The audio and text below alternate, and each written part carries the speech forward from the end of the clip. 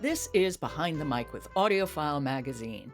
I'm Joe Reed, and I have Alan Minskoff with me. And for the whole week, he is a contributor to AudioFile magazine. Hello, Alan. How are you? Hi, Joe. I'm good, and I'm excited about our variety of listens this week. I am as well. So, where are you going to start today? We are going to start with what will be, I think, a big novel by a well known and deservedly famous novelist, Chimamanda Ngozi Adichie. And of course, she won the National Book Critics Circle Award in 2014 for Americana. And she has done a lot of work in between, although this is her first novel in more than a decade, long awaited. Yeah, definitely. And I'm certainly looking forward to listening to this. Who are the narrators? Okay. Chimamanda narrates more than anybody else, but there are actually four narrators. There's Janina Edwards, there's Arise Imakwe, and Sandra Okuboyejo.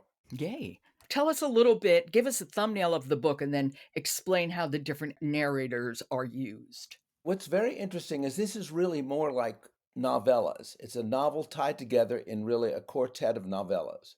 And all four of the narrators they're different characters and they tell their stories. The first narrator is a Nigerian writer, travel writer, who was living in the United States during the pandemic. And so we will hear from her later. She's very thoughtful, very interesting.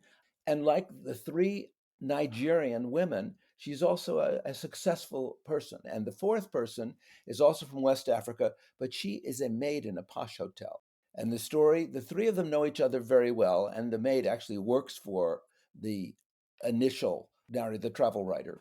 And then she goes to work in this posh hotel, and she has this horrible experience, which actually recreates the 2011 rape case in New York City. The Diallo case. Yes, she recreates that. Thank you. And who does Chimamanda narrate? What character is she? She is the travel writer, Okay. and her life and loves are a big piece of this. And let me talk for a second about the actual the sound of the narration, because it's kind of mesmerizing. You hear this lovely Nigerian inflected English, and it's really quite musical. And it also is done very deliberately, and you kind of get taken away with it. And when you're talking about a novel with a lot of travel in it, the travel writer goes around the world some, and you're talking about a chunk of it in Nigeria, a chunk of it in the United States, you just kind of get swept away. What is very typical of Chimamanda's work is she is a beautiful writer. She's very good at descriptions. You really get how people look and speak and what their affect is and what they're doing. And I always like her observations are so keen. That's exactly right. She has such an eye. She really does. And for all cultures, not just for her own Yeah. culture or the United States. She lives in the United States. And all of these women are, all but, of course, the maid are successful, but successful in different ways. And the one is a lawyer. And her story is really about her having a child and having a child alone. The father abandons her and does not go through the childbirth experience. Her mother is with her, and her mother's kind of tough love mom. And the third Nigerian woman, is a very successful businesswoman, though, who has done a little bit of a deal with the devil. She has worked with the powers that be in Nigeria, and there's some corruption in her life. And what's interesting about her, she decides, after she's had a lot of financial success, to come and take a class, or to come and take some courses in the United States. And there's kind of a setup of the woke culture that she finds in universities. And that, believe me, they're easy enough to find. Okay. Why don't we hear a little bit? What are we going to hear and set this up for us? You hear not quite the exact beginning, but near the beginning, which kind of defines what she's about. And who's reading? Chimamanda is reading. Okay. This is Dream Count. It's by Chimamanda Ngozi Adichie. This section is read by the author. I vowed at first to make the most of this collective sequestering. If I had no choice but to stay indoors, then I would oil my thinning edges every day, drink 8 tall glasses of water, jog on the treadmill, sleep long, luxurious hours, and pat rich serums on my skin. I would write new travel pieces from old unused notes, and if lockdown lasted long enough, I might finally have the heft I needed for a book.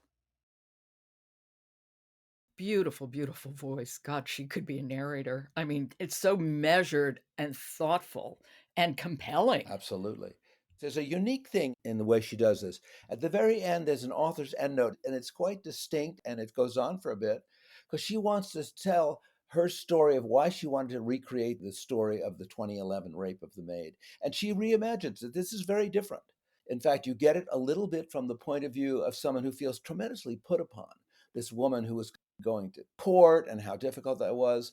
And at the very end, you really get that this reimagining makes it very different. And I found it very satisfying to listen to her and to, you guys sort of got inside the head of the novelist. Okay, that is Dream Count. It's written by Chimamanda Ngozi Adichie. It's read by the author, as well as Sandra Okuboyejo, Arase Emokwai, and Janina Edwards. Well, this is a good way to start your week. It was fun. And I look forward to listening to this. Thank you so much, Alan. Behind the Mic is brought to you by Thomas Nelson, publisher of Blessed Are the Spiraling, written and narrated by Levi Lusko, available everywhere you get your audiobooks. And then follow Behind the Mic wherever you get your podcasts and leave us a rating on Apple because it does help people to find us. I'm Jo Reed. I'll talk to you tomorrow.